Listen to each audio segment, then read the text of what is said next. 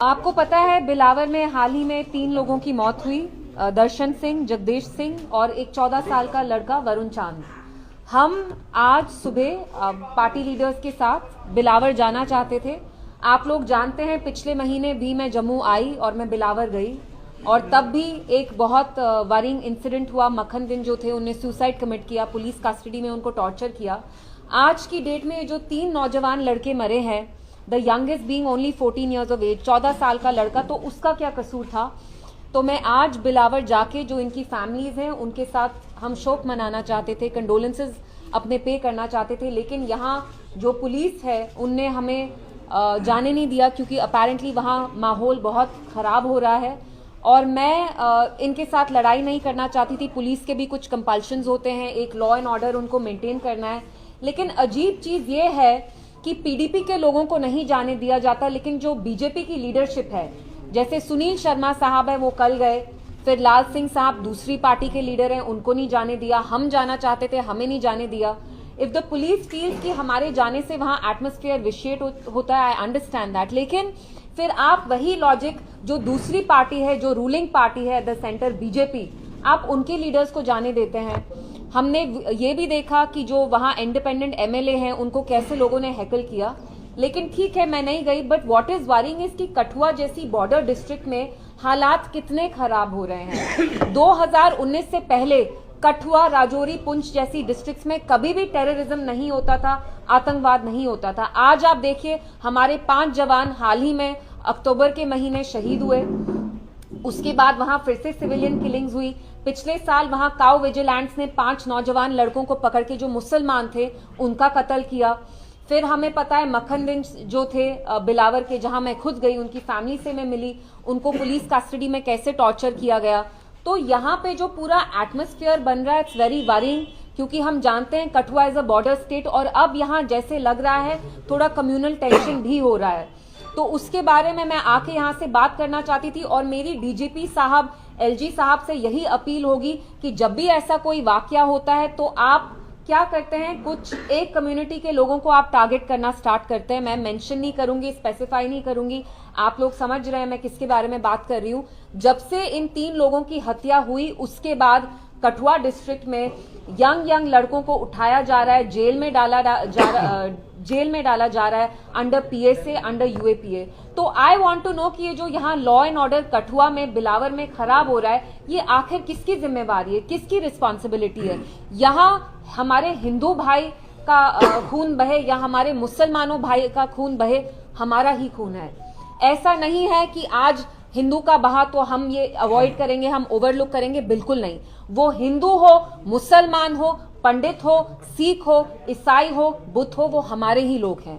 इसलिए मैं आके यहाँ मीडिया से बात करना चाहती थी और मेरी एलजी साहब और जो हमारे डीजी साहब हैं उनसे यही अपील होगी कि आप जल्द से जल्द इंक्वायरी करें, क्योंकि कहीं ना कहीं ये आपकी रिस्पॉन्सिबिलिटी तो है, पुलिस आपके अंडर आता है। तो अगर कठुआ जैसी बॉर्डर डिस्ट्रिक्ट में हालात इतने खराब हो रहे हैं कि आज मैं वहां कंडोलेंसेस के लिए तक नहीं जा सकती थी, तो ये आपकी जिम्मेवारी है। और अगर हालात खराब हो रहे हैं तो आप सब पे एक ही रूल अप्लाई करें। ऐसा नहीं हो कि आप पीडीपी के लोग को जाने नहीं देते लेकिन बीजेपी की लीडर वहां सुबह भी जा रहे हैं, शाम भी जा रहे हैं। तो इसका एक बहुत कम्युनल एंगल अब हो रहा है, तो that is worrying us a little. We don't want the atmosphere to be vitiated once again. जो हमारी यहाँ फैमिलीज हैं बिलावर में, खासतौर से जो 14 साल के वरुण हैं, जो जिनको मारा गया, हम उनकी फैमिली से मिलना चाहते थे, अपने कंडोलेंसेज एक्सप्रेस करना चाहते थे। इट्स ऑब्वियसली वेरी अनफॉर्चुनेट, लेकिन मेरा पुलिस से भी यही था कि हम भी नहीं चाहते कि हम लॉ एंड ऑर्डर को किसी भी तरह से एट रिस्क रखें, so we didn't go there. But आप लोगों को बुलाने का मेरा मकसद आज यही था कि हम एडमिनिस्ट्रेशन से पूछे, एनसी सरकार से पूछें कि अगर यहाँ हालात इतने खराब हो रहे हैं तो हम किसको जिम्मेवार करार ठहराएं। आप कहते हैं लॉ एंड ऑर्डर आपके अंडर नहीं है, तो यहाँ आपस में सब फुटबॉल खेल रहे हैं, लेकिन ग्राउंड पे जो हमारे ऑर्डिनरी लोग हैं वो पिस रहे हैं, उनकी मौत हो रही है दिन दहाड़े। वो हमारे शहीद जवान हो, हमारे मुसलमान भाई हो, हिंदू भाई बहन हो, जिनका भी खून बह रहा है वो हमारे ही लोग हैं। And this is very worrying and we request the DG साहब कि आप इमीडिएटली एक इम्पार्शियल प्रोब स्टार्ट करें, एक इम्पार्शियल इन्वेस्टिगेशन इनिशिएट करें, जिससे पता चले कि असली में किसने किया और क्यों किया और इसका क्या असली में हकीकत क्या है। So this is all I wanted to say. एक सवाल है इसी के साथ जुड़ा हुआ, अभी तक एक और जानकारी आ रही है कि 2 और युवा वहां पर मिसिंग है कठुआ के अंदर। तो कठुआ के अंदर 2 और नौजवान जो है मिसिंग है, कुछ ऐसी जानकारी आ रही है कल रात से ही, तो क्या कहेंगे उसको लेकर? मैं यही कहूंगी कि पुलिस तो यहाँ कहती है एवरीथिंग इज नॉर्मल, तो अगर यहाँ सब कुछ नॉर्मल है तो यहाँ इतने बड़े बड़े इंसिडेंट्स कैसे हो रहे हैं? हमने खुद देखा कि मैं जब बिलावर पिछले महीने गई, वहां लोगों को दहशत थी, मिलिटेंट से ज्यादा उनको पुलिस की दहशत थी। मैं नहीं कहती हूँ पुलिस में सारे लोग खराब हैं, लेकिन हमने खुद देखा कि मखन दिन को वहां के जो एसएचओ थे, who has a very bad reputation, नौजवान लड़कों को उठा के उनसे पैसे एक्सटॉर्ट करते थे, जिसकी वजह से मखन दिन साहब ने सुसाइड कमिट किया। तो अगर यहाँ ऐसे इंसिडेंट्स हो रहे हैं, ये एक बॉर्डर डिस्ट्रिक्ट है, police should be more careful, they have to be more vigilant. तो कहीं ना कहीं ये जिम्मेवारी पुलिस पे आती है, and unfortunately it seems like police is not able to discharge its duty properly. Ma'am, Ramzan का पाक महीना चल रहा है और कश्मीर आज असेंबली भी चल रही है, और असेंबली में आज सवाल उठाया गया कि रमजान के पाक महीने के दौरान जो है गुलमर्ग में जी एक फैशन शो कराया गया, जिसके लेकर काफी ज्यादा वहां पर आवाज भी उठाई गई। आप कैसे देखते हो उस फैशन शो को? देखिए, रमजान के पाक महीने में ऐसी चीज करना, और मैंने खुद फोटोग्राफ्स देखी, इतनी अश्लील, वल्गर, ऑब्सीन, खुले आम आप बर्फ पे अपने मॉडल्स की वॉकिंग करा रहे हैं, तो कहीं ना कहीं जो एनसी सरकार है उनको जिम्मेवारी लेनी पड़ेगी। आपके होते हुए ये हुआ है, आप हर एक चीज से अपना हाथ धोना चाहते हैं, आप कहते हैं ये हमारे डोमेन में नहीं है, लेकिन हम सब जानते हैं कि जो हमारे चीफ मिनिस्टर हैं उनके अंडर टूरिज्म आता है, और ऑब्वियसली ये किसी होटल ने ही ऑर्गेनाइज किया है। तो हाउ इज इट कि विदाउट हिज नॉलेज ये सारी चीजें हुई हैं? दोनों चीजें खराब हैं। अगर उमर साहब को नहीं पता था तो उनको कैसे नहीं पता था, और अगर उनको पता था तो उन्हें कैसे होने दिया? रमजान के पाक महीने में हमारी भी अपनी सेंसिबिलिटीज हैं, और वहां अल्कोहल भी लोग कंज्यूम कर रहे थे, उसकी भी मैंने फोटोज देखी ओपनली। स्कीज पे, स्लोप्स पे कैटवॉक हो रहा था, आपने खुद देखा कपड़े कैसे थे, they were hardly even dressed properly. So it's very unfortunate, somewhere the chief minister and the government have to take responsibility. This is happening right under their nose, और वो जानते हैं हमारी कैसी सेंसिबिलिटीज हैं। उमरअब्दुल्ला साहब ने कहा ये एक प्राइवेट इवेंट था, प्राइवेट होटल बुक किए गए थे सरकार। तो वो होटल किसका है? वो तो कश्मीर का ही होटल है। तो वो क्या कह रहे हैं कि उनको नहीं पता था, ये कहीं बाहर के लोग आके ऑर्गेनाइज किया? ऑब्वियसली कहीं ना कहीं लोकल कोऑर्डिनेशन थी, कहीं ना कहीं तो ये टूरिज्म के डिपार्टमेंट ने ही परमिशन दी। हम उमर साहब से ये भी नहीं आज कह रहे कि आप लॉ एंड ऑर्डर आपके अंडर नहीं है, ठीक है, लेकिन टूरिज्म तो आपके अंडर है।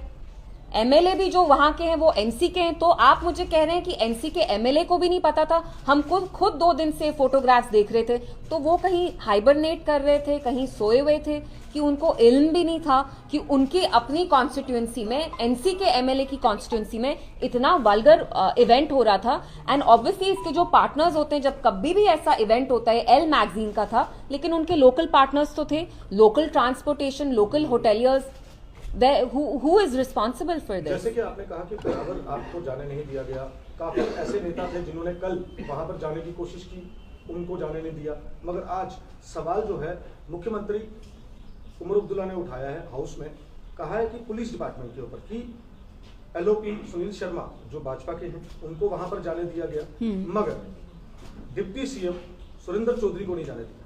उन्होंने भी तो वो तो मैं आपको कह रही हूँ कि हमें नहीं जाने दिया, लेकिन मैं उनसे पूछना चाहती हूँ, जब ये लोग कठुआ जा सकते थे, जब वहां मखन दिन की मौत हुई, तो तब सुरेंद्र साहब क्यों नहीं पहुंचे? ये उनकी कन्वीनियंस पे है। वो शायद जब हम बिलावर पहुंचे तो वहां तो एनसी की सरकार से वो बस जावेद राणा साहब गए, सुरेंद्र साहब तो didn't go even that day. तो शायद ये मतलब हमने देखा सोपोर में भी ह्यूमन राइट्स वायलेशन हुई, लेकिन जहां तक आज का सवाल है बिलावर में, मैं भी कहती हूं कि बहुत सारी पार्टीज को नहीं जाने दे रहे, ओनली बीजेपी के लीडर्स को जाने दे रहे, जिसकी वजह से एक हमारे दिमाग में शक आ रहा है कि कहीं आप खुदा ना खास्ता ये तो नहीं चाहते हैं कि ये बीजेपी के लीडर्स जाके वहां एक कम्युनल एंगल प्ले अप करें, और and this becomes very communal. अगर आप सब पार्टीज को नहीं जाने देते, हम कहते no this is fair, absolutely fair, ये ठीक है, इंसाफ है, लेकिन आप मुझे नहीं जाने देते। मेरे होटल को सुबह कॉर्डन ऑफ किया पुलिस ने, लेकिन आप बीजेपी के लीडर्स को जाने दे रहे हैं, सो दिस इज अनफेयर।